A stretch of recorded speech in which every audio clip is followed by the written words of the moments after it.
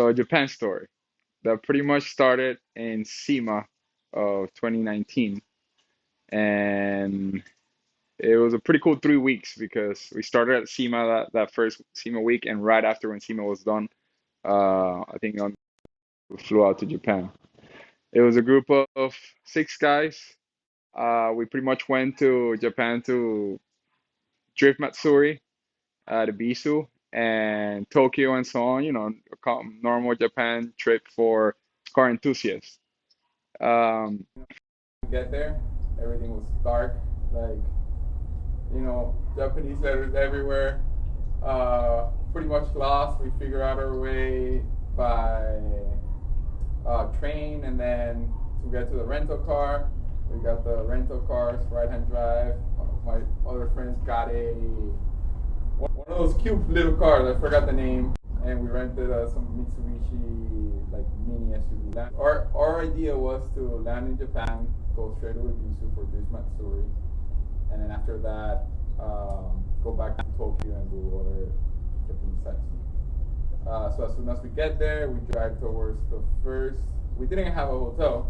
Our plan was to drive towards Ibisu, get as close as possible, stay at a hotel nearby, and then keep driving to Ibisu the next day. Of course, we were super hungry, so we were already outside of Tokyo. This is like the countryside of Japan, and we found like the open restaurant that was nearby by Google. Of course, everything is in Japanese, so we don't know what anything is. We find this nice little place. It had good reviews, and we get there. It's Nobody speaks anything of it like at all English at all, or Spanish for the matter. So we get there. We ask to sit down. We try to figure out how to order beer. It's like at the end of it, I don't know if that's actually the way that they say it, but it's like we just said biru biru every time we want a beer, and I guess like biru biru, and then they'll bring us beer. That's how the whole biru biru thing started in Japan. So it was an old lady that was taking care of us, and it was like a family restaurant. There's some pictures of it, and I remember there was a group of people that were sitting down in the normal Japanese way of like that they eat in the floor, and they have the table in the middle. It was like, I don't know, it was like 10 people that were there. Everybody was staring at us because we're like in the countryside, and there's you don't really see like outsiders there. The lady comes, we were all messing around, started drinking beer. After getting a bunch of beers, we get the menu. Of course, there's no pictures at all. Everything's Japanese. I was like, I downloaded an app that you could point your phone to it, and the letters will kind of like become English type of thing. Which when I tested it here, it was perfect because I was testing it to like perfect letters in the monitor, and yeah, it would translate everything. But when the menu came, it was like handwritten, and I guess the phone doesn't get the handwritten thing, so we couldn't see, like, there's no way. Sometimes it'll get some letters, but it'll say something like meat or whatever. So we're like, all right, this is the way we're gonna order. We'll just pick one of each, and then hope for the best. The food was delicious. Like we still don't know to this day what we ate. After a while, they were saying that one of the places was horse meat. So if it was, this was the first time that I ate horse, and I think it was amazing. Like that was pretty good. It was like meat with like eggs and rice. It was just like a mixture of a bunch of things, but it tasted beautiful. After a few beers, we're already like tipsy, messing around with the Japanese lady was like very like quiet, and Japanese people are really shy. But at the end of the night, these people messing with her and stuff. She was like laughing and things. Like it was pretty cool. And so we get to the hotel. Japanese are extremely clean. So this wasn't an expensive luxury hotel. This was like a small. Every hotel over there is small. So we get to the hotel. We get the room. I remember we had an issue because it was like so many people, and I think you can only have like 2 people per room or whatnot, and we only have booked like X amount of rooms, and then they didn't have any more rooms, so we had to like sneak a couple people in, and nothing. We get to the hotel, we go to sleep on a really nice and clean, tiny room. Wake up the next morning. Oh, before that, as we were going to the hotel, there was this sign that had like a lady picture in it, and like it had number like price numbers. I think it was like 1,500 Japanese yen or something like that. We don't know what it was, but we're guessing maybe it was like some kind of like, I don't know. Prostitution is not legal in Japan, so I don't know what it was, but you'll see the picture. If anybody knows, let us know what that means. Um, so nothing. We wake up the next morning, go to Ebisu. When we get there, I remember seeing like the lion thing at the entrance that is like the picture of Ebisu. Out on all the YouTube videos and stuff. It's really cool. We paid to enter. I remember they asked me if, because you had to pay to enter as an spectator or if to drive. I really wanted to buy a car. Like that was my goal, was to drive over there. I didn't really care much about watching. Of course, it's fun to watch, but I really wanted to get a car over there and drive. What I have heard on from previews like people and stuff is that you could buy a car and use it, and then depending on the damage and stuff, they'll buy it back from you. Now, from an American point of view, I knew that it's a business, so they'll charge a pretty penny for pretty much using the car. Even if you bring a mint, it was gonna be like expensive. So they asked me to, as an spectator or as a driver. I think as an spectator was like $20, and don't quote me on this. I really don't remember, but it wasn't that much to be a driver. So I was like, I'm here, I'm committed. Even if I don't buy the car, I'll beg some Japanese dude to let me drive his car or something. I'll pay him, whatever. Give me the driver thing. So I get my cool. I don't know if you guys seen the video. You get the cool sticker that you put like on the side. That should be somewhere. I'll see if I find it. So you get that on your car as a driver. So okay, so I have my driving thing even though I don't have a car. Let's go. The guys, we get there, we see the first track. I think it was like one on the right. It's really confusing. Bisu has a lot of like roads and stuff. So we pretty much, I'm trying to find where the dealer is to get the cars or to see the cars, and we go see a couple people drift. My friends, they just wanted to watch the drifting, hang out, and drink beer and stuff. I wanted to find a car. That was my goal. I needed a car to drive a diesel. And so we get there, we start seeing things around. I haven't been able to see any like American person that I knew could possibly speak English to ask them where to buy a car here. And so I'm looking around, and then we get to this spot, and I see Aaron from Lone Star Drift. I've watched his videos a few times before. So hey, I mean, I this guy I know speaks English, so I go and ask him. It's like, dude, I'm interested in buying a car. Like, I want to drive here. What do you? He's like, yeah, cool, man. Let's go. I'm gonna introduce you to Andy from Power Vehicles. That's the guy that Andy's a pro driver in Japan. I think he's a pro driver, and he has like a dealership at the Bisu track where he sells cars for people like us that want to go there and drive. So I go there, he introduces me to Andy. Andy comes to the lot and he tells me these are the cars that I have for sale. And so I asked him, I want something that I could drive right now. So it has to be reliable. So he tells me, okay, I think it was during Drift Matsuri, you have to have a cage in order to drive.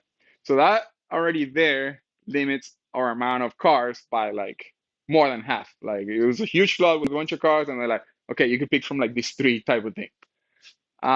He tells me this one doesn't have a cage, but we have a cage there, and we can install it for you. And I'm like, I kind of trying to drive today. I don't know how we can install a cage and go drive.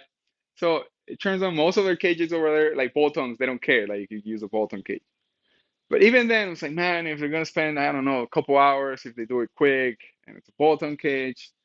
So then he shows me another chaser that already had a cage, but it was like really beat up, didn't look right. And then there was this car. Of course, it was the best looking of everything that was there because it wasn't really like beat up or like really. So these cars that are there are people that pretty much buy them, use them for a season or two, and then sell them again to Andy or put them for him to sell. So they really go at it and they really beat them up. This car didn't seem to have been used that much. I mean, it's essentially the same way it is. It actually looked better in Japan than how it looks here now, due to some issues of like bringing it. But anyway, I looked at it, man. It looks really nice. I opened the motor. It was like, you know, beautiful tuner S15, like ready to drive. Now, mind you, by this time I'm in Japan. I've only been drifting for about 5 months. I had just started drifting. I was doing okay, but it wasn't like, of course, I had a lot more to learn. And so, after seeing a couple of things, he tells me this car, all you gotta do to go out driving is you need a harness. Whoever sold the car kept the harness for whatever reason, or somebody stole it. I don't remember what it was. So okay, you have the shop over there. You can buy a harness. I go to the shop. They have a used harness for like $50. And I was like, yes, perfect. This is even cheaper than in the U.S. 4-point harness. I go get it. I install it myself. I borrowed a helmet from one of the guys over there. Put my sticker on the window. It's like, go, you can go drive. So I start like, what's like, just to start off and feel the car. It's like, go to school. School is like, I'm pretty sure everybody's familiar with school. It's like the main easy track where everybody learns how to be. Actually, no, there's a skid pad before school. They're like, okay, go to the skid pad and then you can go to school. So, okay, cool. I'm there. First time I'm ever driving a right-hand drive car. I've had a hydro on my 370Z by then, and then they gave me this thing as a normal pull. I'm like, man, this e-brake, it's like, it's there and it's like left hand, so it's like it's not like, just to say I was not the best drifter there. I was far from perfect, spinning out and stuff. Over there, this car didn't have an angle kit. It actually still doesn't have an angle kit. So, it was difficult to get the hang of it. But I got my car. I got into the skid pad, started driving it. Then I did a couple of over there. It's pretty open, the skid pad. There's like nobody really watching. Everybody does whatever. But people kind of know when to go and stuff. So a person goes, drifts around, stops, comes out, and the next guy goes in, drifts around. There's like cones that you could drift around and stuff. I do a skip pad, then go to school. I drove school a couple of times, spun out a bunch of times.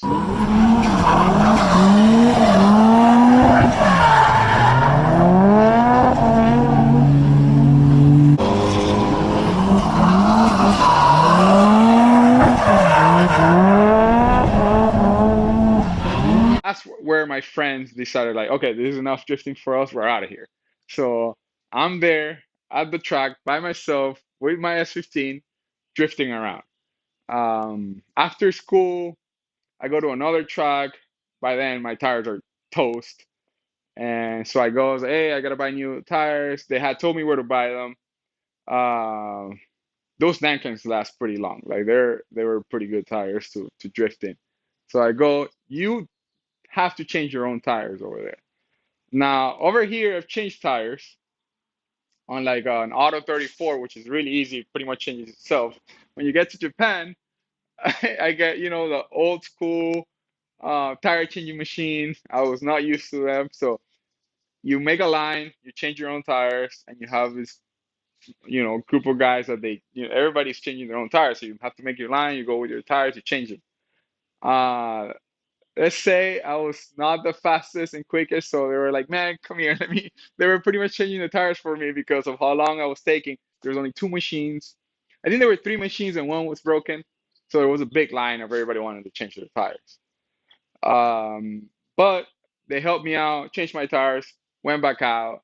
I pretty much wanted to drive every circuit, or drift every circuit. I drifted most of the circuits, or actually all of them, except the last one, which I believe is their track circuit. That even though you can drift on it, and it's only open during Drift Matsuri for drifting, because I think the rest of the year is only for track. Like you can only drive fast on it. So I even drove that on this thing. It was pretty awesome.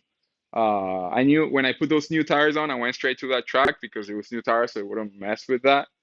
And it was a lot of fun. Like not drifting, just actually racing in the track per se. Even though it started vibrating at high speeds, it was still fun to do that experience. So after Ibisu, we pretty much went to do all the tourist stuff in Japan, and we incorporated a couple of car stuff on it. Um, right after it, we went to in Kyoto. There's this shop called 8 Autobox, which is kind of like a massive Walmart, but only for car related things. I mean, they have everything, but it's you can find from Sena helmets to little size engine like RV26s and like bigger sizes little engines. You have suspension, seats, uh, superchargers, turbos, like pretty much everything you can think of for the auto enthusiast. It's there, clean, massive, amazing. I love that shop. It's something that if you ever go to Japan, you have to go to one of the shops.